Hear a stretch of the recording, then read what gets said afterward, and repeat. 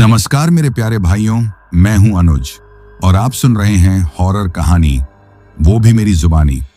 दोस्तों, आज का हॉरर पॉडकास्ट एक शख्स की है जिनका नाम अजय है। तो चलिए अब यह कहानी अजय जी के नजरिए से सुनते हैं। लेकिन उससे पहले आप लोगों से एक रिक्वेस्ट है, आप लोग हाई पॉइंट भेजकर अपना सपोर्ट जरूर दिखाएं। और अगर आप लोग चाहते हैं कि आपका नाम वीडियो में लिया जाए तो कमेंट में अपना नाम और अपने शहर का नाम जरूर लिखें। तो अब ज्यादा समय नहीं लेते हैं, चलिए कहानी की शुरुआत करते हैं। दोस्तों, मेरा नाम अजय है, मैं मुंबई का रहने वाला हूं। यह वाकया जो मैं आज आपके साथ शेयर करने जा रहा हूं, यह 5 साल पहले मेरे साथ बीता था। यह ऐसी घटना है जिसने मेरे साथ साथ मेरे पूरे परिवार को एक खौफ में डाल दिया है। आज भी जब हम सब लोगों को वो बातें याद आती हैं तो हम लोग डर से कांप कर रह जाते हैं। सिर्फ मैं ही नहीं, बल्कि मेरे परिवार के हर एक सदस्य ने इस डर को अपनी जगह पर अपने अंदाज में महसूस किया है। मैंने जब आंख खोली तो खुद को एक गरीब घर में पाया था। हम लोग गांव में रहते थे।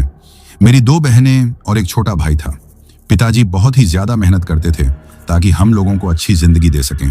हम दोनों भाई जानते थे कि हमारे पिताजी पैसा बहुत मुश्किल से कमाते हैं, इसलिए हमने अपने पिताजी का बहुत साथ दिया। पढ़ाई में बहुत अच्छे थे, बहुत ज्यादा मेहनत की। घर के भी कामों में माँ का हाथ बंटाते थे और छोटे मोटे काम भी करते थे। समय गुजरने के साथ साथ हम अपना खर्चा खुद उठाने के काबिल हो गए थे। हमारे बहुत बड़े बड़े सपने थे कि हम बड़े होकर ये बनेंगे, ये कर देंगे, जिंदगी बदल देंगे।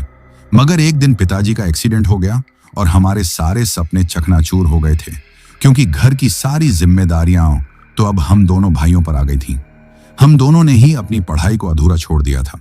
मैंने अपने भाई से बहुत कहा कि मैं घर का खर्चा उठा लूंगा, तुम अपनी पढ़ाई मत छोड़ो, तुम मेरी तरह यह बलिदान मत दो। मगर मेरा भाई जिद करने लगा कि अगर भैया तुम पढ़ाई छोड़ सकते हो, अपने सपनों से मुंह मोड़ सकते हो, तो फिर मैं क्यों नहीं। हम दोनों ही मेहनत मजदूरी करने लगे थे। मैं शहर में काम की तलाश में आ गया था।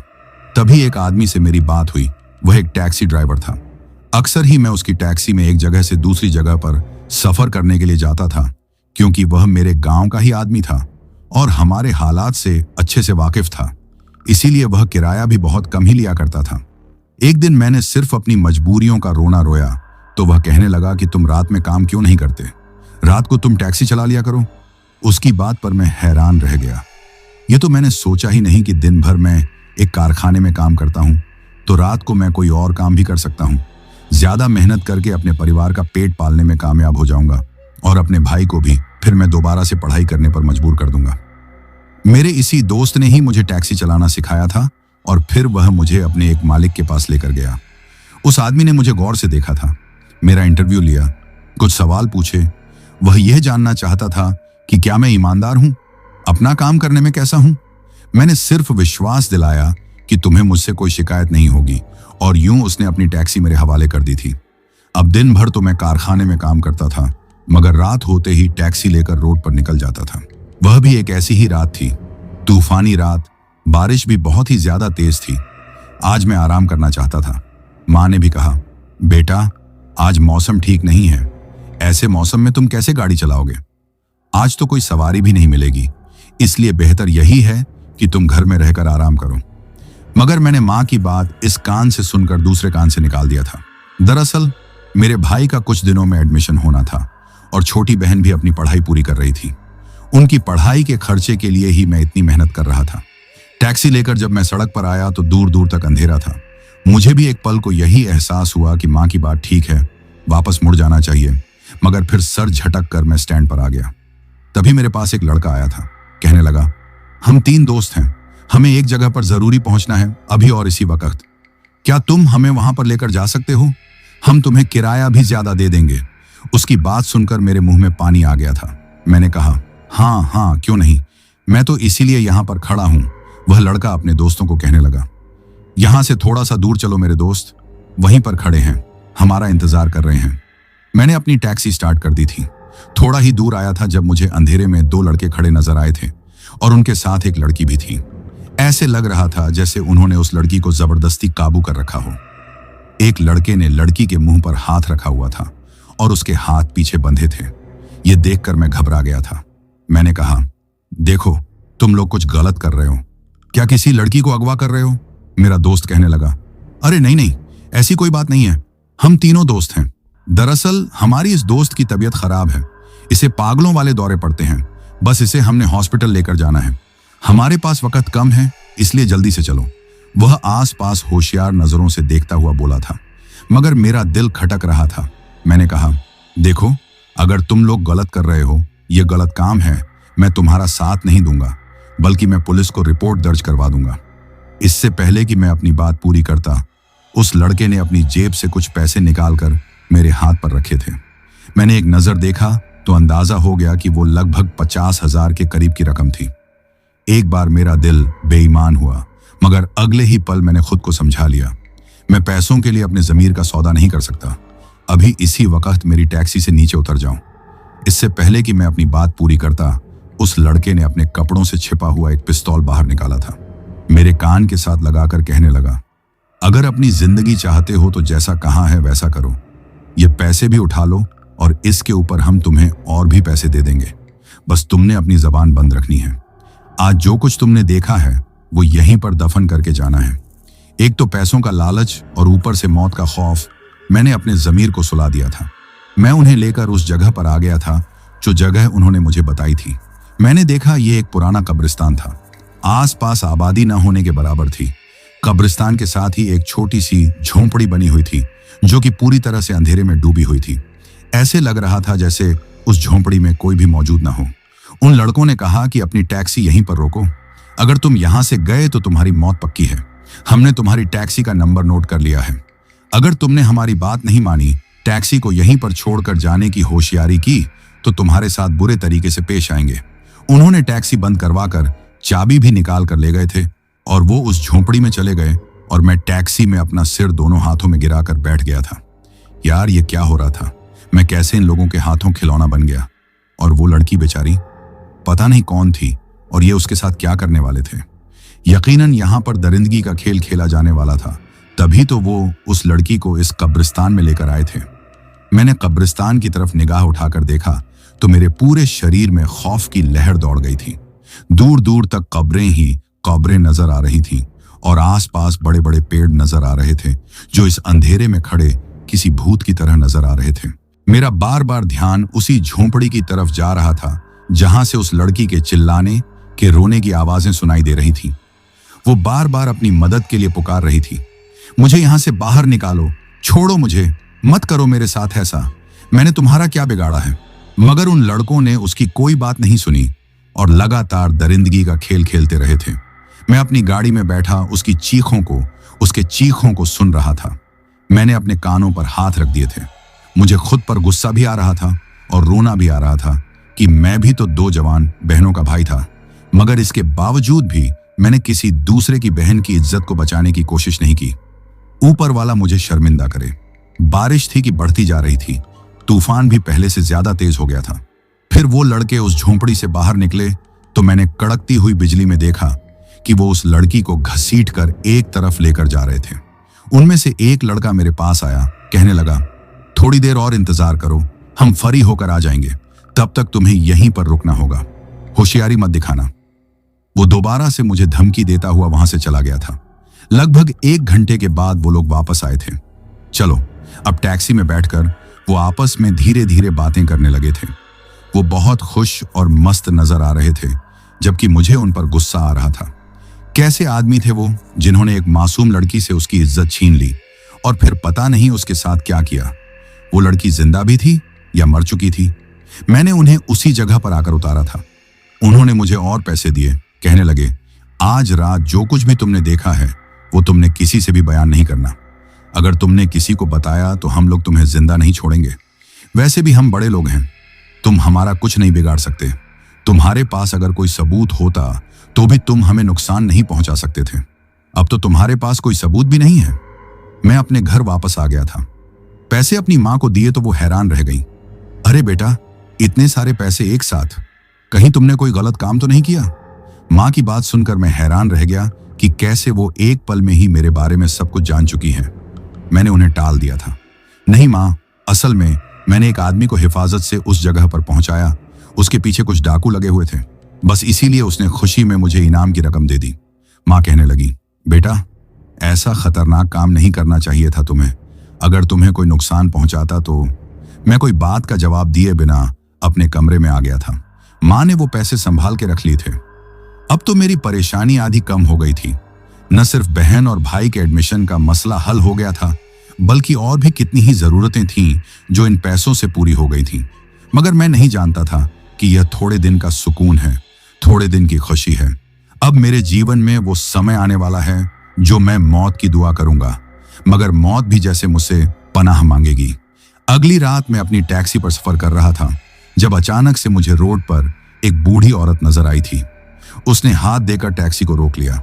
मैंने उससे पूछा, जी माँ जी, आपको कहाँ जाना है? कहने लगी, बस बेटा, यहाँ से थोड़ा सा ही दूर जाना है, करीब ही घर है मेरा, मुझे मेरी मंजिल पर पहुंचा दोगे?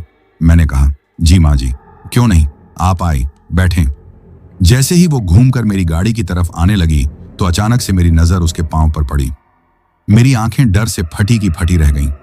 मैंने अपनी आंखों को मलकर देखा कि जो मैं देख रहा हूं वो सच्चाई है या सपना, मगर वो हकीकत थी। मैं यह देखकर डर गया था कि उस औरत के पांव उल्टे थे। मैंने जल्दी से अपनी गाड़ी को स्टार्ट कर दिया था। वो बुढ़िया मुझे आवाज देती रह गई, अरे लड़के, रोको अपनी गाड़ी, मुझे साथ लेकर जाओ। मगर अब मैं अपनी गाड़ी को पूरी रफ्तार में भगाकर लेकर जा रहा था। मेरे माथे पर डर के मारे पसीना आ रहा था, पूरा शरीर भी कांप रहा था। जो नजारा मैंने देखा था वो बहुत ही ज्यादा खौफनाक था। आज से पहले ऐसा तो मैंने कभी सपने में भी नहीं देखा था, न ही कभी सोचा था कि मेरे साथ ऐसी भी घटना बीत सकती है। मगर मैं क्या जानता था कि यह तो शुरुआत थी। अब तो मेरे साथ वो होने वाला था जो न तो कभी किसी ने सपने में सोचा होगा और न ही कभी किसी के साथ बीता होगा। अब मैं बहुत दूर आ गया था।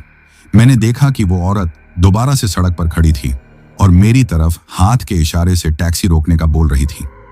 मैं टैक्सी उसके करीब से आगे बढ़ाकर ले गया तो वो मेरी टैक्सी के पीछे पीछे भागने लगी थी। अरे लड़के, रोको टैक्सी, मुझे मेरी मंजिल पर पहुंचा दो। अगर तुमने आज टैक्सी नहीं रोकी तो मुझसे बुरा कोई नहीं होगा। मेरा पूरा शरीर एक बार फिर से जैसे कांपने लगा था। मैंने टैक्सी को स्टैंड पर रोका था। वहां पर बहुत सारे लोग थे। जब उनकी नजर मेरी हालत पर पड़ी तो घबरा गए। टैक्सी का मालिक भी मेरे पास आ गया था। अरे क्या हो गया बेटा, इतनी जल्दी तुम वापस आ गए, बताओ कितने पैसे लाए हो आज? मैंने कांपती हुई आवाज में कहा। मुझे कोई सवारी नहीं मिली तो वो मेरी हालत देखकर चौंक गया। अरे क्या हो गया तुम्हें, इतना कांप क्यों रहे हो? तुम्हारी तबीयत ठीक है? मैंने थोड़ा सा उसे अपनी तबीयत खराबी का बताया। जो कुछ मैंने देखा था वो मैंने मालिक को नहीं बताया था। जानता था कि वो मुझ पर विश्वास नहीं करेगा, उल्टा मेरा मजाक उड़ाएगा। स्टैंड से थोड़ा सा ही दूर मेरा घर था। जब मैं घर आ रहा था तो बार बार मुझे अपने पीछे किसी की आवाजें सुनाई दे रही थी। अरे लड़के, रुको तो, इतना तेजी से कहां चलते जा रहे हो? मुझ गरीब बुढ़िया को भी अपने साथ ले जाओ। मैं दुनिया में अकेली हूं, मेरा कोई भी ठिकाना नहीं है।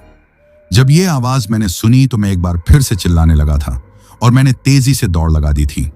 मैं जल्दी से अपने घर में जाना चाहता था ताकि उस खौफनाक चीज से बच सकूं। मैं जितना तेजी से भाग सकता था मैं भागा था और बार बार पीछे मुड़कर भी देख रहा था। तब मैंने देखा कि वो बुढ़िया भी आगे की तरफ झुकी हुई तेजी से भागते हुए मेरी तरफ आ रही थी। उसकी कमर झुकी हुई थी और उसके बाल हवा में उड़ रहे थे। वो ऊंची ऊंची आवाज में हंस रही थी। उसकी आवाज बहुत खौफनाक थी, इतनी खौफनाक, ऐसे लग रहा था जैसे बहुत सारी बिल्लियां एक साथ मिलकर रो रही हूं। मैं जब अपने घर के करीब पहुंचा तो मैंने जोर जोर से दरवाजे पर हाथ मारे। इतने में वो बुढ़िया भी मेरे पास पहुंच चुकी थी और अब उसका हाथ मुझे अपनी गर्दन पर रेंगता हुआ महसूस हो रहा था।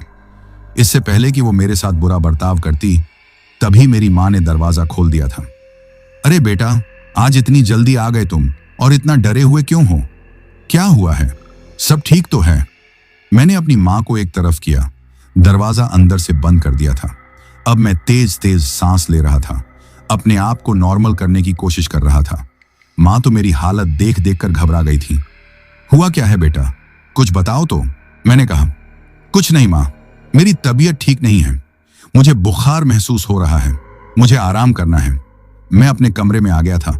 दरवाजा और खिड़की मैंने अच्छी तरह बंद कर दी थी और अब अपने बिस्तर पर दोनों हाथों में सर गिराकर बैठ गया था।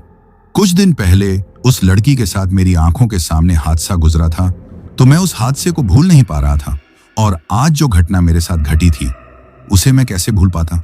हैरान था कि क्या हो रहा है यह। मैं कौन सी मुश्किल में फंस गया हूं। पता नहीं ये बुढ़िया कौन थी, कोई भूत थी, प्रेत थी, आत्मा थी, और यह मेरे पीछे क्यों थी? ये मेरे पीछे मेरे घर तक आ गई है। अगर इसने घर में आकर मुझे और मेरे घर वालों को नुकसान पहुंचाने की कोशिश की तो मैं इस सज्जा कुछ सोच ही नहीं सका था कि अचानक से बाहर से चिल्लाने की आवाजें आने लगी थी। मैंने अपने कानों पर हाथ रख दिए थे। वो बुढ़िया घर में आ गई थी और यकीनन वो मुझे मेरे कमरे से निकालने के लिए ये खौफनाक आवाजें निकाल रही थी, मुझे डराने के लिए। तभी मेरे दरवाजे पर जोर जोर से दस्तक हुई। कहने लगी, अरे बेटे, दरवाजा खोलो, देखो रूपा को पता नहीं क्या हो गया है। ये मेरी माँ की आवाज थी और रूपा के बारे में बात कर रही थी। क्या रूपा को? मैं एक झटके से अपनी जगह से उठा, दरवाजा खोला तो माँ बाहर खड़ी थी। क्या हुआ है माँ, सब ठीक है? मैंने उनसे पूछा। अरे बेटा, रूपा को देखो, उसकी हालत बहुत खराब हो गई है, पता नहीं क्या हो गया मेरी बच्ची को। मैं माँ के साथ भागता हुआ रूपा के कमरे में आया तो सामने का नजारा देखकर मैं हक्का बक्का रह गया था। माँ की भी हालत खराब हो चुकी थी। हमने देखा कि रूपा अपने बिस्तर से 2 फीट ऊंची हवा में उड़ रही थी और उसके मुंह से खौफनाक हंसी निकल रही थी और वो गोल गोल घूमे जा रही थी। उसके बाल उड़ रहे थे और उसका चेहरा भी बहुत अजीब लग रहा था।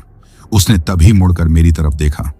उसकी लाल लाल आंखों को देखकर मेरा पूरा वजूद कांप कर रह गया था।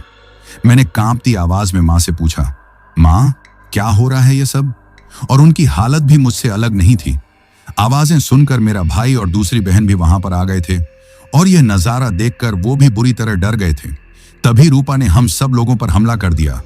वो मुझे मारने के लिए मेरे पास आई। उसके चेहरे पर, आंखों में बहुत नफरत नजर आ रही थी। वो मुझ पर झपट पड़ी थी। उसने मेरा चेहरा काफी हद तक जख्मी कर दिया था। भाई और माँ ने बहुत मुश्किल से उसे काबू किया था, मगर वो उनके काबू में नहीं आ रही थी। वो चीख रही थी, मैं इसे जिंदा नहीं छोड़ूंगी, इसे मैं मौत के मुंह पहुंचाकर रहूंगी। अरे बेटा, हो क्या गया तुम्हें? तुम कहीं पागल तो नहीं हो गई? अपने ही भाई की जान लेने वाली हो? ये नजारा, रूपा की बातें हम सब की जान लेने लगी थी। वो बुरी तरह चिल्लाए जा रही थी। मैं, माँ, मेरी बहन करिश्मा और छोटा भाई कितनी देर तक रूपा चिल्लाती रही थी और फिर चिल्लाते चिल्लाते वहीं पर बेहोश हो गई। उसे बिस्तर पर लिटाकर हम लोग बाहर निकल कर आ गए थे। अब हम तीनों माँ के कमरे में इकट्ठे थे। मैंने पूछा, माँ क्या हुआ है? आप बता सकती हैं कि आज रूपा कहाँ गई थी और उसके साथ फिर क्या हुआ? माँ बुरी तरह रोने लगी थी। नहीं बेटा, रूपा तो कहीं भी नहीं गई। वो सिर्फ अपने कॉलेज गई थी और वहीं से सीधा घर वापस आ गई। पूरा दिन तो बिल्कुल नॉर्मल रही, हमारे साथ खाना खाया, नॉर्मल बातें करती रही। अचानक से पता नहीं क्या हो गया।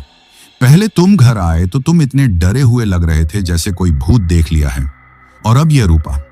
तुम बताओ बेटा, तुम्हारे साथ क्या हुआ? तुम क्यों इतना डरे हुए थे? मैंने माँ को टाल दिया था। माँ, मेरी तबीयत खराब है, बुखार हो रहा है।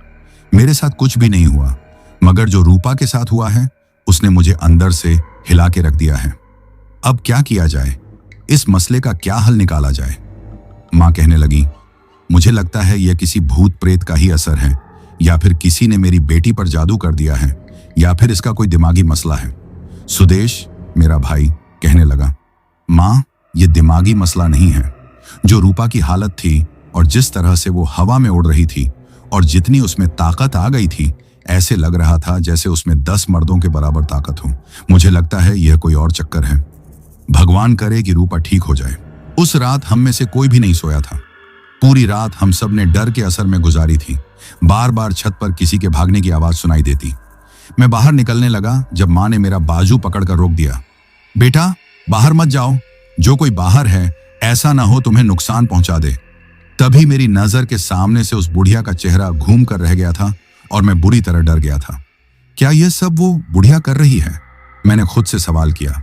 रात भर बाहर से कभी किसी के हंसने की आवाजें आती, कभी किसी के रोने की, कभी कोई दरवाजा जोर जोर से बजाने लगता तो कभी कोई आंगन में पत्थर मारने लगता। अगले दिन जब हम लोग उठे तो पूरे आंगन में पत्थर ही पत्थर थे। माँ और मेरी बहन करिश्मा ने मिलकर सारे पत्थर एक जगह पर इकट्ठे किए थे। दरवाजा खोला तो रूपा अपने बिस्तर पर सो रही थी। उसका चेहरा बिल्कुल नॉर्मल था, जैसे कुछ हुआ ही ना हो। सुबह उठकर बाहर आई, माँ नाश्ता करना है, बहुत भूख लग रही है। ऐसे लग रहा है जैसे पता नहीं कितने सालों की भूखी हूं।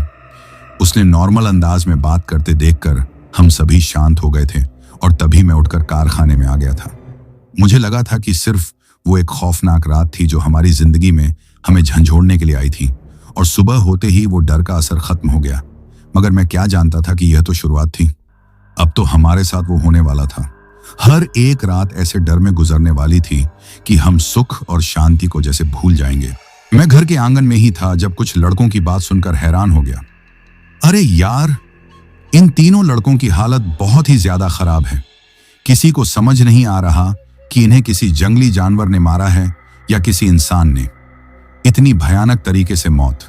भगवान माफ करे, हम सबको सुरक्षित रखे। उनकी बातें सुनकर मैं उनके पास आया। किसकी बात कर रहे हो तुम लोग? क्या हुआ है? क्या शहर में कोई नई घटना हुई है? तो उन्होंने मेरे सामने एक कागज खोल दिया। जब इस कागज में मैंने उन 3 लड़कों के चेहरे देखे तो मेरे दिमाग में जैसे रोशनी का झटका लगा।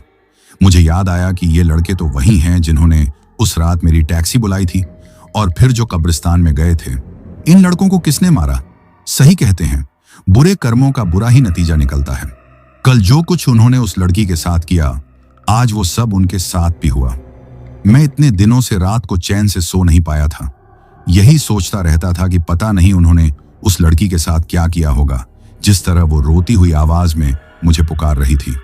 वो आवाज बार बार मेरे कानों में गूंजती थी और मैं उठकर बैठ जाता था। और अब इन लोगों की मौत की खबर देखकर मुझे जैसे चैन मिला था। मैं यह बात भूल गया था कि मैंने भी इन लोगों के इस गलत काम को करने में मदद की थी। अगर उस वक्त मैं वहां पर टैक्सी लेकर न जाता और इन लोगों को यह सब करने से रोकने की कोशिश करता तो हो सकता है कि उस लड़की की जिंदगी बच जाती। मैं नहीं जानता था कि मैं भी अनजाने में उनके साथ इस जुल्म में बराबर का शामिल हो गया था और अब हमारे साथ क्या होने वाला था यह तो ऊपर वाला ही जानता था। आज रात को भी जब मैं टैक्सी लेकर निकला तो एक बार डर से कांप कर रह गया था। कल वाले नज़ारे आंखों के सामने घूमने लगे थे। मैंने सोचा कि अगर आज भी मेरे साथ कुछ ऐसा ही हुआ तब मैं क्या करूंगा। अभी मैं स्टैंड पर ही था जब एक बूढ़ा आदमी और एक बूढ़ी औरत मेरे पास आए।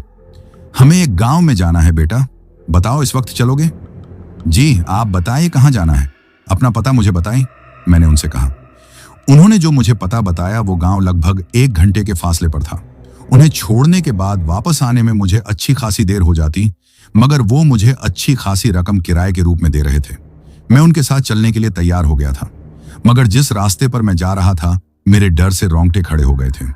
ये रास्ता उसी कब्रिस्तान से होकर गुजरता था जहां पर उस लड़की के साथ मेरी आंखों के सामने बुरा हुआ था। अब इतनी दूर आने के बाद मैं उन लोगों को मना भी नहीं कर सकता था। लाचारी में मुझे उन्हें मंजिल पर पहुंचाना ही पड़ा था। मेरा अंदाजा गलत निकला था। यहां तक पहुंचते हुए मुझे कोई 2 घंटे लग गए थे। जितना मैंने वक्त लगाया था मुझे उतनी मांगी हुई रकम मिल चुकी थी, मगर अब वापस जाने के लिए मेरा दिल नहीं मान रहा था। मैं सोच रहा था कि मैं इस बूढ़े आदमी से कहूं कि वो अपने घर में मेरे लिए रुकने का इंतजाम कर दे। अपनी माँ को खबर दे देता हूं कि आज घर पर नहीं रहूंगा, मगर टैक्सी का मालिक वो तो बार बार मुझे परेशान करेगा। उसके दिल में तरह तरह के विचार आएंगे। मैं जानता था कि वो कितना संदेही आदमी था। किसी पर भी भरोसा नहीं करता था, हर किसी को संदेह की निगाह से ही देखा करता था। इसीलिए मैं वापसी के लिए तैयार हो गया था। अभी मैं थोड़ा सा ही दूर आया था जब मुझे दूर से एक परछाई अपनी तरफ भागती हुई नजर आई थी। दिक्कत यह थी कि वो जो कोई भी था टैक्सी के सामने आ रहा था। अब एक नए डर ने मुझे अपने घेर में जकड़ लिया था। मैं जो सोच रहा था कि कल जो कुछ हुआ है वो भ्रम था, शायद एक संयोग था, ये सच कैसे हो सकता है? मगर अब दोबारा से मेरे साथ वही खतरनाक घटनाएं होने लगी थीं। अब मैं क्या करूं? मैं इन रास्तों के बारे में इतना जानता भी नहीं था। इस इलाके में पहली बार आया था। तब मैंने अपने दिमाग पर जोर दिया। इस आदमी ने बातों बातों में बताया था कि यहां से एक छोटा रास्ता भी गुजरता है, मगर वो रास्ता खतरनाक है। रास्ते में जंगल भी आता है, रेगिस्तान भी, श्मशान घाट भी और एक कब्रिस्तान भी। इस रास्ते से रात को जाना सही नहीं है। इस रास्ते से लोग दिन के वक्त भी जाते हुए डरते हैं। मगर अब जो कुछ मेरे साथ होने लगा था उसने मुझे अब पूरी तरह से अपने घेर में ले लिया था। वो जो कोई भी था बहुत तेजी से भागा चला आ रहा था। उसकी बनावट और ऊंचाई आम इंसानों जैसी नहीं थी और जिस कदर तेजी से वो भागा आ रहा था उसे देखकर अंदाजा हो गया था कि उसकी रफ्तार आम इंसानों जैसी नहीं थी। वो जैसे पूरी रोड पर भागा चला आ रहा था। अब अगर मैं अपनी टैक्सी इसी रोड पर लेकर जाता तो जरूर उसके साथ मेरी टक्कर हो जाती। मैंने अपनी टैक्सी को पीछे कर लिया था। अब मैं पीछे की तरफ अपनी टैक्सी को भगाने लगा था और फिर मेरे सामने वो रास्ता आ गया जो छोटा रास्ता था। एक पल को मैंने सोचा कि क्या इस खतरनाक रास्ते में मुझे जाना चाहिए या नहीं। अगर मैं सोचने में वक्त बर्बाद कर देता तो शायद मेरे साथ कुछ गलत हो जाता। बिना सोचे समझे मैंने टैक्सी की रफ्तार बढ़ा दी थी। पूरा रास्ता मुझे ऐसे ही महसूस होता रहा जैसे मेरे साथ बहुत सारे लोग भाग रहे हों। बहुत सारे लोगों की आवाजें और बातें मेरे कानों से टकरा रही थी और मेरे डर और परेशानी में बढ़ोतरी हो रही थी। दूर दूर तक जंगल और बड़े बड़े पेड़ों के अलावा कोई भी नहीं था। तब मुझे अंदाजा हो गया था कि इस खौफनाक जगह पर कोई इंसान आकर नहीं बच सकता। तो फिर ये कौन था जो इस कदर चिल्लाए जा रहा था? क्या ये कोई और प्राणी थी जो मुझे डराने की कोशिश कर रही थी? आखिर क्यों? मैंने इनका क्या बिगाड़ा था? पिछले कुछ दिनों से मेरे साथ इतने अजीब मामले क्यों हो रहे हैं? मैं सोच सोच कर पागल हो रहा था मगर कोई सुराग मेरे हाथ नहीं आ रहा था। अब मेरी टैक्सी एक श्मशान घाट के पास से गुजर रही थी। तब मैंने देखा कि वहां पर बहुत सारे साए थे जो रोड के पास खड़े थे। एक पल को मेरा पूरा वजूद जैसे सुन्न होकर रह गया था। अब मैं इनके पास से कैसे गुजरूं? वो बड़े बड़े काले रंग के साए देखने में ही बहुत खौफनाक लग रहे थे। उनके चेहरे का रुख भी मेरी तरफ था और वो चलते चलते रोड के बीच में आ रहे थे। मैंने अपनी गाड़ी की रफ्तार तेज कर दी। जैसे ही मैं उन साइयों के पास पहुंचा तो वो रोड के बीच में आकर खड़े हो गए। मैंने एक पल के लिए भी अपनी गाड़ी रोकी नहीं थी। जैसे ही मेरी गाड़ी उनसे टकराई तो मेरी गाड़ी को एक जोरदार झटका लगा था। मुझे साफ महसूस हुआ था जैसे कोई मेरी गाड़ी से टकराया है। मैंने पीछे मुड़कर देखा मगर अब वहां पर कुछ भी नहीं था। दूर दूर तक खाली रोड नजर आ रही थी। उस दिन मैं पूरे का पूरा पसीने में नहाया हुआ था।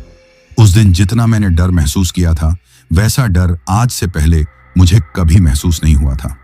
जो कुछ मैंने देखा था उसे मैं किसी तरह से भी मान नहीं पा रहा था। अचानक से मेरी गाड़ी एक जगह पर आकर रुकी थी। मैं होश में वापस आया। जब मैंने आसपास पलटकर देखा तो मेरा मुंह खुला का खुला रह गया, क्योंकि ये वही कब्रिस्तान था जिस कब्रिस्तान में वो लोग उस लड़की को लेकर आए थे। गाड़ी क्यों रुक गई?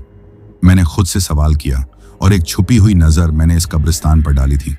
पता नहीं क्यों मुझे ऐसे लग रहा था जैसे यहाँ पर बहुत सारी आत्माएं हैं जो मुझे घूर घूर कर देख रही हैं। मैं बहुत मुश्किल से हिम्मत करके अपनी गाड़ी से नीचे उतरा था। गाड़ी का बोनट उठाकर देखने लगा। अचानक से मुझे ऐसे महसूस हुआ जैसे किसी ने मेरे कंधे पर हाथ रखा हो। मैंने पीछे पलटकर देखा मगर वहां पर कोई भी नहीं था। मेरी टैक्सी को क्या हुआ था? मुझे कुछ समझ नहीं आ रही थी कि अचानक से मेरी टैक्सी रुक कैसे गई। अभी मैं टैक्सी देख ही रहा था कि अचानक से मुझे पीछे से आवाज सुनाई दी थी। कोई मुझे मेरे नाम से पुकार रहा था। मैंने डर के मारे अपनी आंखें बंद कर ली थी। हे भगवान, मेरी मदद कर, मुझे सुरक्षित अपने घर में पहुंचा दे। मुझे ऐसे लग रहा है जैसे आज मैं जिंदा नहीं बच सकूंगा। मेरा दिल रुक जाएगा। ये जो कोई भी है ये मेरी जान ले लेगा। मैंने डरते डरते पीछे मुड़कर देखा तो पीछे कोई भी नहीं था, मगर मुझे अपने नाम की पुकार साफ सुनाई दे रही थी। मैंने अपना सर झटक दिया। तभी मुझे गाड़ी के नीचे से एक परछाई निकलती हुई दिखाई दी। मेरे मुंह से चीख निकल गई। वो परछाई मेरी तरफ रेंगते हुए आ रही थी। मैं वहां से भागने लगा था जब अचानक से उसने मेरा पांव पकड़ लिया और मैं मुंह के बल जमीन पर गिर गया। भगवान, मुझे बचा लो, मैं मरना नहीं चाहता, मुझे बचा लो, कोई है जो मेरी मदद करे, मुझे बचा ले। मैं जोर जोर से चिल्ला रहा था और वो जो कोई भी था वो जोर से हंस रहा था। उसकी पकड़ पहले से भी ज्यादा मजबूत हो गई थी। उसने पूरी ताकत से मेरे पांव को अपने हाथ में दबा रखा था। मैंने पास पड़े हुए पत्थर को उठाकर उसके हाथ पर मारा तो अचानक से उसने मेरा पांव छोड़ दिया और अब मैं एक तरफ भागने लगा था। मैं वहां रहकर अपने आप को मौत के हवाले नहीं कर सकता था। इस बात का मुझे पक्का भरोसा था, अगर मैं कुछ देर यहां पे रहा तो मैं मर जाऊंगा। मेरी मौत निश्चित है। मैं एक तरफ भागने लगा। भागते भागते मैं उस झोंपड़ी के पास आया जहां पर वो लड़के उस लड़की को लेकर गए थे। आज फिर इस झोंपड़ी के अंदर से चिल्लाने की आवाज सुनाई दे रही थी। ये आवाज उसी लड़की की थी जो उस रात मैंने सुनी थी। मेरे डर से रोंगटे खड़े हो गए थे। मैंने झोंपड़ी में जाने की कोशिश की, मगर तभी मैंने अपना रास्ता फिर से ये सोचकर बदल लिया कि अगर उस साए ने मुझे पकड़ लिया तो मैं बच नहीं पाऊंगा। मैं बार बार इस झोंपड़ी की तरफ देख रहा था। क्या आज भी वहां पर किसी लड़की के साथ जुल्म हो रहा था? मैं कितना बदनसीब था कि आज भी मैं किसी लड़की को बचा नहीं पा रहा था, बल्कि आज भी मुझे अपनी ही जान की परवाह थी। अपनी जिंदगी को बचाने के लिए मैं एक तरफ भागने लगा था। मेरे पीछे बहुत सारे भागते कदमों की आवाजें सुनाई दे रही थीं। ज्यों ज्यों मैं आगे जा रहा था, ये भागते कदमों की आवाजें भी पहले से ज्यादा होती जा रही थीं। मैं गिरता पड़ता मेन रोड पर आ गया था। मुझे इस बात का भी होश नहीं रहा था कि मैंने कब्रिस्तान में अपनी टैक्सी को छोड़ दिया है, और उस टैक्सी में मेरा मोबाइल भी था, मेरा बटुआ भी था। इस वक्त तो मैं खाली जेब था, मेरे पास एक पैसा भी नहीं था। जो कुछ भी था उसी टैक्सी में ही था, और वो टैक्सी भी तो लाखों की कीमत की थी। चाबी उस टैक्सी में लगी हुई थी। अगर कोई चोर इस टैक्सी को लेकर चला जाता तो इस वक्त मैं कुछ भी सोच नहीं पा रहा था। सिर्फ अपनी जिंदगी को बचाने की धुन मुझ पर सवार थी। तभी एक ऐसा नजारा मैंने देखा जो मेरे तन से जान निकाल कर ले गया था। मैंने देखा कि अचानक से मेरी टैक्सी मेरे सामने आकर खड़ी हो गई थी, मगर इस टैक्सी में कोई भी नजर नहीं आ रहा था। टैक्सी बिल्कुल खाली थी। यह सोचकर मेरे डर से रोंगटे खड़े हो गए कि टैक्सी को कौन चलाकर यहां पर लाया है, और अब अचानक ही देखते ही वो कैसे गायब हो गया। मैंने पीछे मुड़कर देखा तो वहां पर कुछ लोग खड़े नजर आ रहे थे, जो कि अंधेरे में खड़े होने की वजह से साफ नजर नहीं आ रहे थे। मैं जल्दी से टैक्सी में बैठ गया था और फिर उसे स्टैंड पर खड़ी करने के बाद वापस जाने लगा तो मालिक ने मुझे रोक लिया। देखो बेटे, कितने दिनों से मैं यह चीज नोट कर रहा हूं कि जब भी तुम वापस आते हो तो बहुत ही ज्यादा परेशान और डरे हुए होते हो। मुझे बताओ, आखिर बात क्या है? तुम्हें किस चीज का डर है? मैंने आज फिर उसे टाल दिया था। कोई बात नहीं है मालिक, मुझे कोई परेशानी नहीं है, मैं बिल्कुल ठीक हूं। मगर मालिक को तसल्ली नहीं हो रही थी। कहने लगा, तुम बहुत ईमानदार लड़के हो। जितनी ईमानदारी से तुम काम करते हो वैसे यहां पर कोई लड़का भी काम नहीं करता। इसलिए मैं ये नहीं चाहता कि मैं तुम्हें खो दूं। अगर कोई परेशानी है, कोई समस्या है तो मुझे बताओ, मैं हूं ना तुम्हारे साथ। मैं तुम्हारी मदद करूंगा, जो तुम्हें चाहिए होगा वो तुम्हें दूंगा। अगर तुम्हें किसी से खतरा है, किसी से कोई डर महसूस होता है तो भी मुझे बता दो। मगर मेरी नहीं हाँ में बदली नहीं थी। जो कुछ मेरे साथ हो रहा था उसका कारण तो मैं खुद नहीं जान पा रहा था। खुद यह बात नहीं समझ पा रहा था कि मेरे साथ जो हो रहा है वो क्यों हो रहा है, उसकी वजह क्या है, और इस सब से मैं कैसे छुटकारा पाऊं। तो अपने मालिक को मैं क्या बताता और कैसे बताता। मैं सर झटक कर एक तरफ चलने लगा था। अपने घर आया तो सोचा कि चैन की नींद सो जाऊंगा, मगर घर आते ही बेचैनी ने मेरा स्वागत किया था। माँ रोए जा रही थी। उन्हें रोता हुआ देखकर मैं परेशान हो गया। माँ, इतनी रात को आप सब लोग जाग रहे हैं, क्या हुआ है और आप रो क्यों रही हैं? माँ कहने लगी, जो रूपा की हालत है वो सही नहीं होती। क्या हुआ है माँ? वो मुझे रूपा के कमरे के पिछली तरफ लेकर गई थी। वहां पर एक खिड़की थी जो रूपा के कमरे में खुलती थी। कहने लगी, जरा खिड़की से अंदर झांक कर देखो, तुम्हें पता चल जाएगा यहां पर क्या हो रहा है। मैंने खिड़की से अंदर देखा तो जैसे मेरे तन से बुरी तरह से जान निकल गई थी। रूपा को रस्सियों से बांधा गया था। वो इस वक्त बिस्तर के साथ बंधी हुई थी, मगर उसका तन पूरी तरह से अकड़ा हुआ था और उसके मुंह से खौफनाक भयानक आवाजें निकल रही थीं। वो आवाजें ऐसी थीं जैसे बहुत सारी बिल्लियां और भेड़िए एक साथ मिलकर गुर्रा रहे हों। तभी उसने पलटकर मेरी तरफ देखा। उसकी आंखों में एक अजीब सा क्रोध और नफरत नजर आ रही थी। मेरा पूरा तन जैसे सुन्न होकर रह गया था। तभी वो जोर जोर से चिल्लाने लगी। देखते ही देखते उसका बिस्तर भी हवाओं में जैसे तैरने लगा था। माँ ने जल्दी से खिड़की बंद कर दी, मुझे लेकर अपने कमरे में आ गई थी। मेरी हालत ऐसी थी जैसे डर के मारे जान निकल गई हो। मैं हैरत के मारे अपनी जगह पर सुन्न होकर रह गया था। माँ, ये सब क्या हो रहा है हमारे घर पे? किस बुरी शक्ति की, किस बड़े भूत की नजर पड़ गई है? क्यों हमारे साथ ये सब हो रहा है माँ? इस मुसीबत का कारण क्या है और हमें कैसे इस सब से छुटकारा मिल सकता है? माँ, मुझे बहुत चिंता हो रही है। माँ, हम क्या करें? कैसे रूपा को इस भूत से छुटकारा दिलाएं? क्या होगा अब? माँ भी रो रही थी। बेटा, मैं खुद ये सोच सोच कर परेशान हो रही हूं कि आखिर हमारे साथ क्या हो रहा है। पूरी रात रूपा के कमरे से चिल्लाने की आवाजें आती रही थी। माँ ने और सुदेश ने रूपा को बिस्तर के साथ बांधा था, क्योंकि उनका कहना था कि रूपा बार बार उन लोगों पर हमला कर रही थी, अपने मुंह से भयानक आवाजें निकाल रही थी।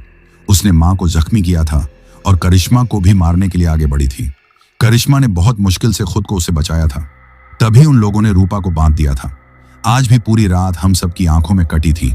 सुबह होने तक ये सारी आवाजें खत्म हो गई थी।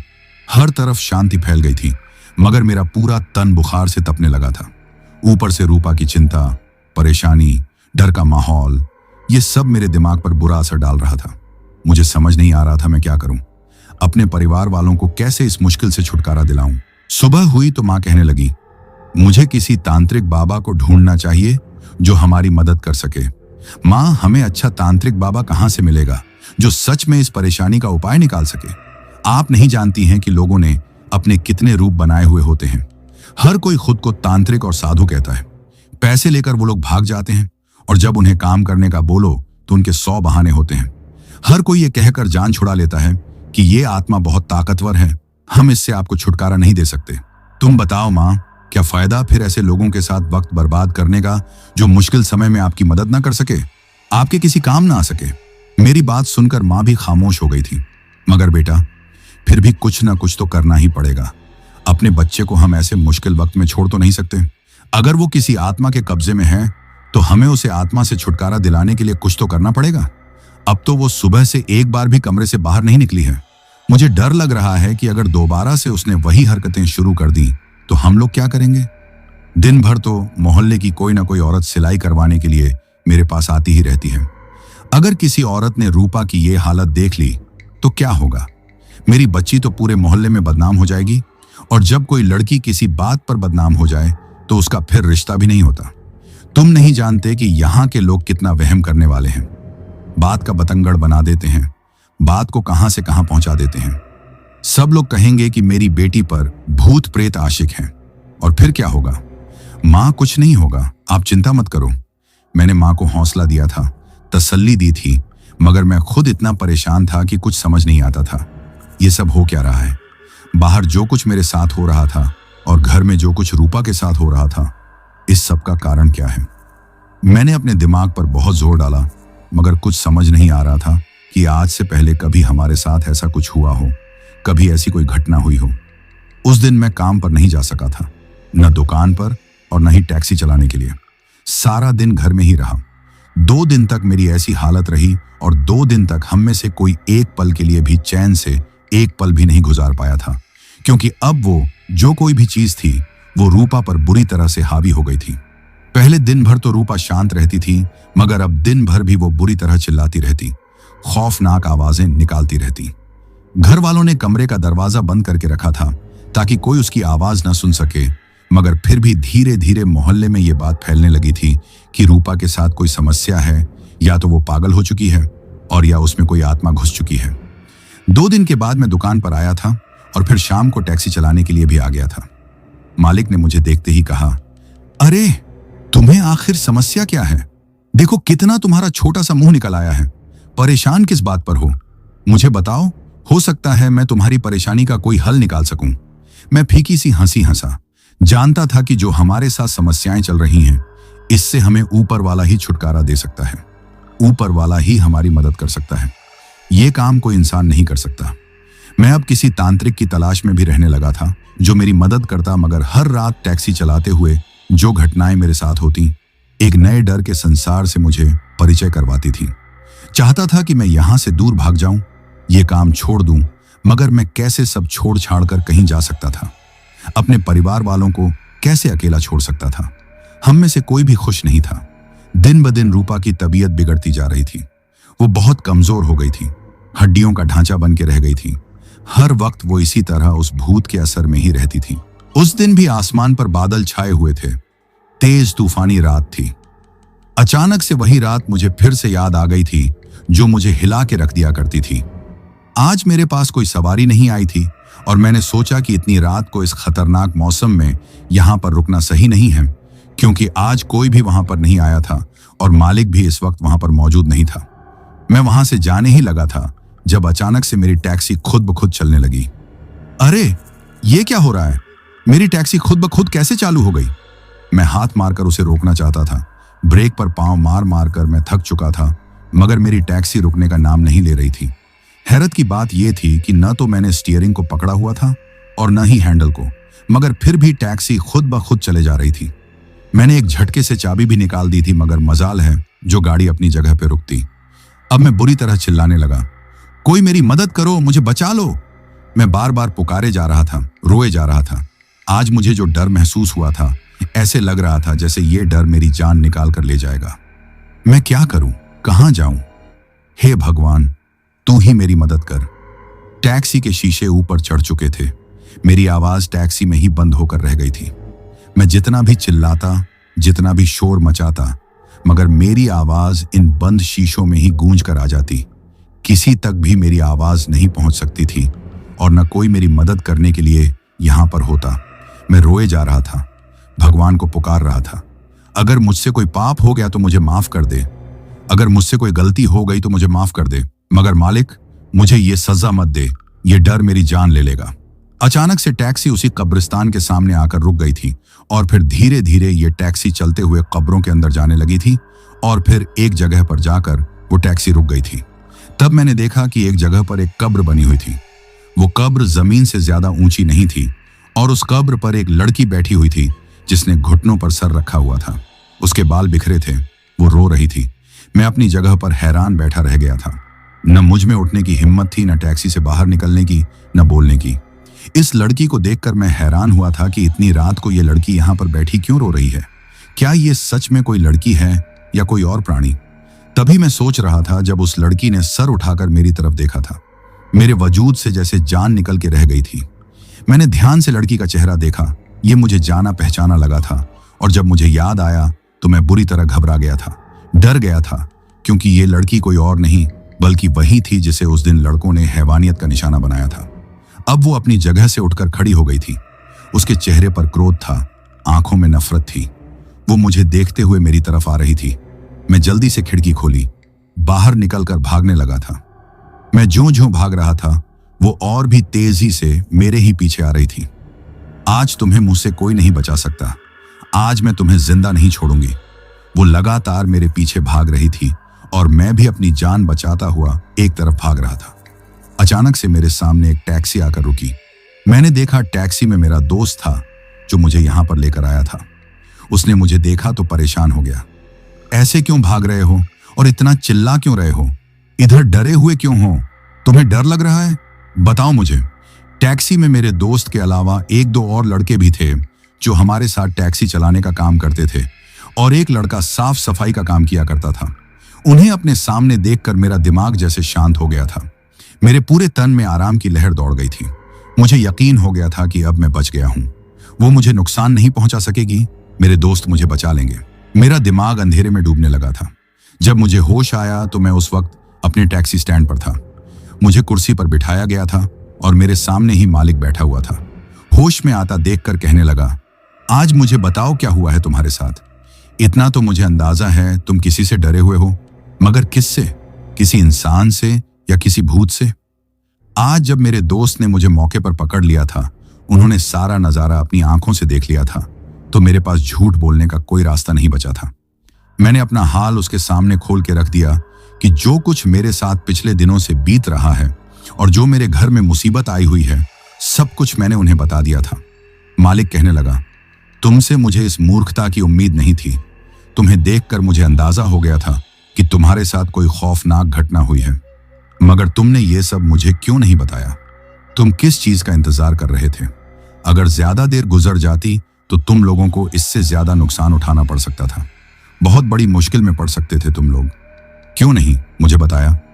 वो मुझे डांट रहा था और मैं रोते हुए उसकी सारी बातों को सुन रहा था। मैं क्या करता मालिक? मैं डर गया था। मुझे समझ नहीं आ रहा था मैं किससे अपनी समस्या बयान करूं। आप भी तो मेरी तरह एक सीधे साधे इंसान हैं। आप कैसे मेरी मदद कर सकते थे? ये काम तो कोई तांत्रिक या साधु कर सकता है। मालिक मेरी बात पर हंसा था। तुम्हें किसने कहा कि मैं तुम्हारी मदद नहीं कर सकता? मैं ही तो हूं जो तुम्हारी मदद कर सकता हूं। क्या मतलब? कैसे? मैंने हैरत से उनसे सवाल किया था। कहने लगा, मेरा छोटा भाई ये काम करता है। वो कितने ही लोगों की जान बचा चुका है। कितने ही लोगों पर आत्माओं और भूतों ने अपना कब्जा कर रखा था। उनकी जिंदगी को मुश्किल बनाया हुआ था, मगर मेरे भाई ने उनकी मदद की, उन्हें बचा लिया। तुम चलो मेरे साथ मेरे घर। मैं तुम्हें अपने भाई से मिलवाता हूं, सारी बात उससे बताता हूं और फिर हम तुम्हारे घर चलेंगे। मैं बिल्कुल खामोश था, सोच रहा था क्या करूं, इन्हें अपने साथ घर लेकर जाऊं या नहीं। तब मालिक जैसे मेरी सोच को पढ़ चुका था, कहने लगा, तुम मेरे भाई जैसे हो और तुम्हारी बहन हमारी बहन है। तुम्हारी इज्जत हमारी इज्जत है। किसी बात की चिंता करने की जरूरत नहीं है। हम तुम लोगों को कुछ भी नहीं होने देंगे। मेरा अपना बेटा भी ये काम करता है। इन दोनों को ही मैं तुम्हारे घर में लेकर आ जाऊंगा। दोनों ही इस मुसीबत का कोई ना कोई हल निकाल लेंगे। उसी वक्त मालिक मुझे अपने घर लेकर आ गया था। मालिक का भाई घर पर नहीं था, वो अपने किसी मरीज को देखने के लिए गया हुआ था। काफी देर तक हम उसका इंतजार करते रहे। फिर जब घर आया तो उसने मुझे एक गहरी नजर से देखा था, जैसे मेरी सोच को पढ़ना चाहता हो, मुझे जांचना चाहता हो। मालिक ने सारी बातें उसे बताई थी। उसका नाम रवि था। उसकी इस कदर गहरी नजर थी जैसे वो मेरी हर एक बात को जान लेना चाहता हो। फिर उसने मालिक को वहां से उठने का इशारा किया। दरवाजा बंद करके मेरे पास आकर बैठ गया। कहने लगा, जो कुछ तुम्हारे साथ बीता है मुझे बताओ। मैंने सारी बात बताई। कहने लगा, ये सब कुछ तो मैं जान चुका हूं, मुझे ये सच बताओ कि ये सब किस दिन से हो रहा है। अब उसकी बात सुनकर मैं झिझका था कि उसे सारी बात कैसे बताऊं। इतना तो मुझे अंदाजा हो गया था कि जिस दिन से उस लड़की वाला हादसा हुआ है, ये सब उसके बाद से मेरे साथ बीत रहा है। शायद इस मुसीबत का कारण वही लड़की है।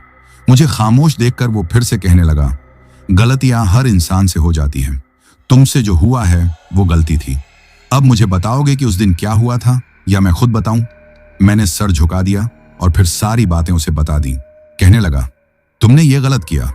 उस वक्त अगर तुम पुलिस को फोन कर लेते तो पुलिस वहां पहुंच जाती और वो लड़की बच जाती। मगर इन लड़कों ने न सिर्फ लड़की का बुरा किया बल्कि फिर उसे मारकर वहीं जमीन में दफन कर दिया। कोई ये बात नहीं जानता कि वो लड़की कहां है, किस हाल में है। तुम नहीं जानते कि उसके बूढ़े माँ बाप पर क्या गुजरी। आज भी वो इस लड़की को ढूंढ रहे हैं, उसे तलाश कर रहे हैं।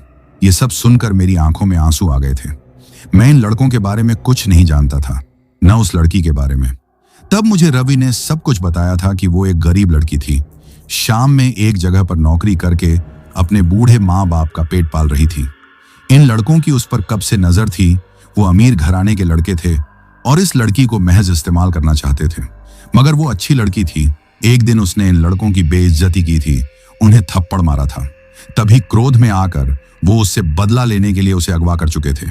वो उसे अगवा करके अपने फार्म हाउस पर लेकर जा रहे थे, मगर रास्ते में उनकी अपनी गाड़ी खराब हो गई थी और उन्हें इस बात का भी डर था कि अगर किसी ने देख लिया तो पता नहीं क्या हो जाएगा। तब उन्होंने मेरी टैक्सी बुलाई थी। वो मुझसे अपनी पहचान छुपाना चाहते थे। तभी मुझे वो अपने फार्म हाउस पर लेकर जाने के बजाय उस कब्रिस्तान में लेकर गए थे, ताकि मैं उनके बारे में जान न सकूं कि वो कौन है और कहां के रहने वाले हैं। लड़की को इस्तेमाल करने के बाद उन्होंने उसे वहीं जमीन में गाड़ दिया था। वो लड़की आत्मा बन चुकी थी। उसने इन लड़कों से बदला ले लिया था, उन्हें मौत के मुंह पहुंचा दिया था और अब वो मेरी जान लेना चाहती थी। जब ये बात मैंने सुनी तो मैं कांप कर रह गया। मेरी जान क्यों लेना चाहती है वो? मेरा इसमें क्या कसूर है? रवि कहने लगा, तुम भी अनजाने में उनके साथ बराबर के साझीदार हुए हो। तुमने लड़की को बचाने की एक बार भी कोशिश नहीं की, बस इसीलिए वो अपना क्रोध तुम पर उतार रही है। वही है जिसने तुम्हारी बहन के तन पर कब्जा किया हुआ है। वो उसे तकलीफ पहुंचाकर तुम्हें दंड देना चाहती है। मैं फूट फूट कर रो पड़ा था। उस दिन से मैं एक बार भी चैन की नींद नहीं सोया था। मुझे बहुत डर महसूस होता था, बहुत खौफ महसूस होता था कि जब ऊपर वाला मुंह से ये पूछेगा कि मैंने उस लड़की की मदद क्यों नहीं की, तब मैं क्या जवाब दूंगा। और अब जब मैंने रवि की बातें सुनी तो उसकी बातों ने मेरी आंखें खोल दी थी। मैं डर गया था। रवि भैया, मुझे मौत से डर लगने लगा था और आप नहीं जानते इस दिन के बाद से मैं कितनी बार मौत को अपने सामने देख चुका। मगर मुझे ये समझ नहीं आती कि इस लड़की का अपराधी तो मैं हूं, गलत मैंने किया है। मेरे परिवार वालों तो नहीं, तो फिर वो मेरे परिवार वालों को क्यों तंग करेगी? जिस तरह उसने इन लड़कों की जान ली, इस तरह वो मेरी भी जान लेकर मेरा भी मामला खत्म कर देती। कहने लगा, वो तुम्हारी जान नहीं ले सकती थी, वो तुम्हें डरा सकती थी, भयभीत कर सकती थी, मगर वो तुम्हारी जान नहीं ले सकती थी, क्योंकि तुम्हारे हाथ पर एक तावीज है जो बचपन में तुम्हारे पिता ने तुम्हारे हाथ पर बांधा था और आज भी तुम्हारे हाथ पर मौजूद है। तब मुझे याद आया कि यह तावीज तो बचपन से मेरे साथ है और हमेशा मुझे बाबू कहते थे कि कभी भी इसे अपने हाथ से अलग मत करना। यह मेरी बचपन की ही आदत थी और आज तक वो मेरे हाथ के साथ बंधा हुआ था। तो इस तावीज ने मुझे बचाया है? मैंने पूछा तो रवि ने हाँ में सर हिलाया। अब क्या किया जाए? इस आत्मा को कैसे छुटकारा दिलाया जाए? वो हमें कैसे माफ करने पर तैयार होगी? क्या करना होगा मुझे? मैंने एक ही सांस में कितने सवाल किए थे। कहने लगा, सबसे पहले तुम्हारी बहन के तन से इस आत्मा को निकालना होगा और फिर उसका तन निकालकर उसकी अंतिम संस्कार करना होगा। तब जाकर उस आत्मा को शांति मिलेगी और वो इस दुनिया से वापस जाएगी। जब तक वो यहीं रहेगी तब तक वो आप लोगों को यूं ही सताती रहेगी। कहने लगा, बस तुम थोड़ी देर रुको, मैं अपना सामान लेकर आता हूं। उम्मीद है कि ऊपर वाला हमारी मदद करेगा। तुमसे गलती हुई है, पाप हुआ है, मगर असली अपराधी तुम नहीं, कोई और था, और उसे अपने गुनाहों की सजा मिल चुकी है। थोड़ी देर के बाद वो अपने कमरे से वापस आ गया था। फिर मैं रवि और मालिक को लेकर अपने घर आ गया था। माँ को मैंने इन लोगों के बारे में बताया तो तभी मेरी बहन के कमरे से चिल्लाने की आवाजें आने लगी थीं। ये लोग मेरा कुछ नहीं बिगाड़ सकते हैं, कोई मुझे यहां से नहीं निकाल सकता। मैं अपना बदला लेकर रहूंगी, तुम लोगों को मैं जान से मार दूंगी। रवि कहने लगा, चलो मेरे साथ, वहां चलकर हम इस आत्मा से बात करते हैं। मैं रवि को लेकर कमरे में आ गया था, जबकि मालिक मेरी माँ के पास बैठकर उन्हें तसल्ली देने लगा था। हम कमरे में आए तो रूपा की हालत बहुत ही ज्यादा खराब थी। आंखों में क्रोध और नफरत थी। वो मुझे देख रही थी। तो तुम अपने आप को बचाने के लिए इस आदमी को लेकर यहां पर आ गए? तो तुम्हें सच पता चल ही गया कि मैं कौन हूं। मगर ये याद रखो कि मैं जब तक तुम्हारे पूरे परिवार को बर्बाद ना कर दूं, मैं यहां से कहीं नहीं जाऊंगी। तुमने मेरी बर्बादी का तमाशा देखा, एक बार भी मुझे बचाने की कोशिश नहीं की। अब मैं तुम्हारे पूरे परिवार को बर्बाद करूंगी और खुद उनकी बर्बादी का तमाशा देखूंगी। इतना बोलकर वो हंसने लगी थी। मेरे डर से रोंगटे खड़े हो गए थे। रवि ने मुझे चुप रहने का इशारा किया। रवि ने एक तरफ घेरा बनाया, मुझे उस घेरे के अंदर बिठा दिया और फिर वो रूपा के सामने बैठकर मंत्र पढ़ने लगा था। उसने अपने सामने आग जला ली थी। दूसरे कमरे में उसने मेरी माँ, बहन, भाई और मालिक को बिठा दिया था। उनसे कहा कि कुछ भी हो जाए इस कमरे से बाहर नहीं निकलना, और खुद हम दोनों इस कमरे में थे। जितनी देर रवि मंत्र पढ़ता रहा, रूपा की हालत और भी ज्यादा बिगड़ती रही। वो बुरी तरह चिल्लाई जा रही थी, बस कर दो ये पढ़ना, मैं यहां से कहीं जाने वाली नहीं। खत्म कर दो ये अपनी पढ़ाई, वरना मैं इस लड़की की जान ले लूंगी। इतना बोलकर रूपा ने अपना सर दीवार के साथ मारना शुरू कर दिया था। मैं अपनी जगह से उठने लगा जब रवि ने मुझे इशारा किया, वहीं पर बैठे रहो वरना किसी मुश्किल में पड़ जाओगे। वो आत्मा कुछ नहीं कर सकती। इस वक्त वो खुद मेरी पढ़ाई करने की वजह से तंग हो रही है।